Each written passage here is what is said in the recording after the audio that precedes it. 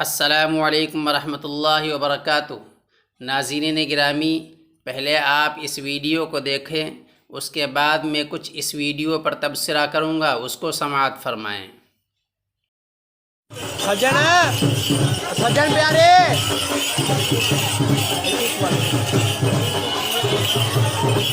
ماریا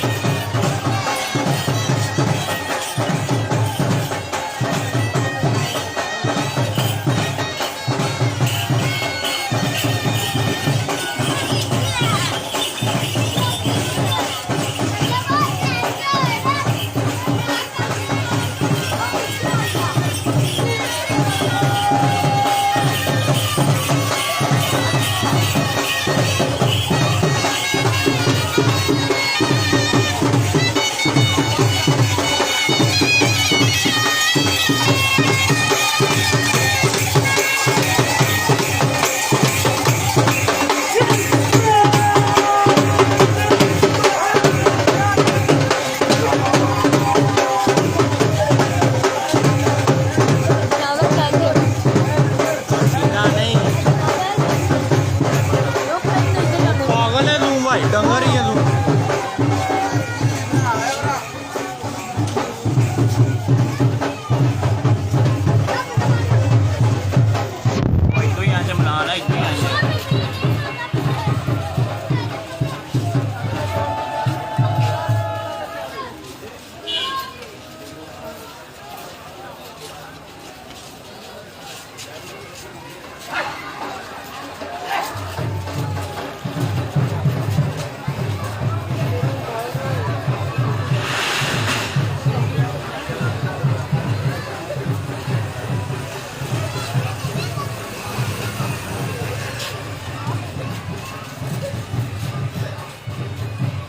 کیا بات؟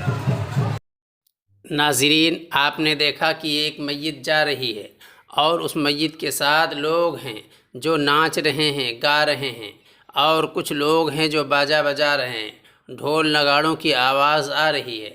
ایسا محسوس ہوتا ہے کہ مرنے والا کوئی بہت ہی بڑا ظالم شخص تھا، جس کے مرنے پر لوگ خوشیاں منا رہے ہیں اور ناچ کر، گا کر، باجے بجا کر خوشیاں منا رہے ہیں۔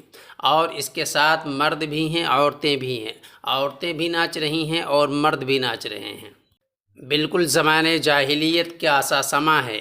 حضرت انس بن مالک رضی اللہ تعالی عنہ فرماتے ہیں کہ رسول اللہ صلی اللہ علیہ وسلم نے ارشاد فرمایا، میت کے ساتھ 3 چیزیں جاتی ہیں، 2 چیزیں واپس آ جاتی ہیں اور ایک ساتھ رہ جاتی ہے۔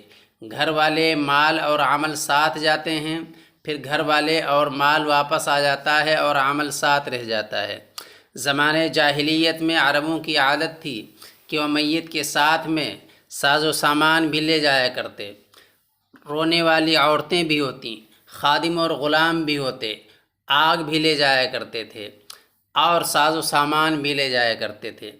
ظاہر سی بات ہے کہ جب ساز و سامان بھی جائے گا، دوسری اشیاء بھی جائیں گی، تو یہ ساری چیزیں واپس آ جاتی تھیں اور میت کے ساتھ صرف اس کا عمل ہی رہ جاتا تھا۔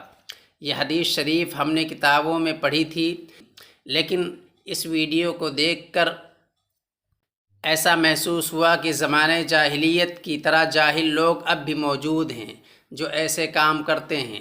اس وقت رونے والی عورتیں ساتھ جاتی تھیں، لیکن اب کے مسلمان یہ خوشیاں منا رہے ہیں، ڈھول باجا اور نگاڑا میت کے ساتھ جا رہا ہے۔ زمانہ کتنا بدلا اور کہاں سے کہاں تک پہنچ گیا۔ اللہ تعالیٰ نے اس فانی دنیا کا نظام یہ بنایا ہے کہ اس میں جو بھی آتا ہے اسے جانا ہی ہے۔ ہم سے پہلے بہت سے لوگ آئے اور اپنی زندگی کے مقررہ دن گزار کر چلے گئے۔ ہم بھی ایک دن جائیں گے، یہ دنیا چھوڑ کر چل پڑیں گے، اور ہمارے بعد آنے والے بھی لوگ وفات پا کر چلے جائیں گے۔ لیکن فوت شدہ لوگوں کے 10 حقوق ہیں۔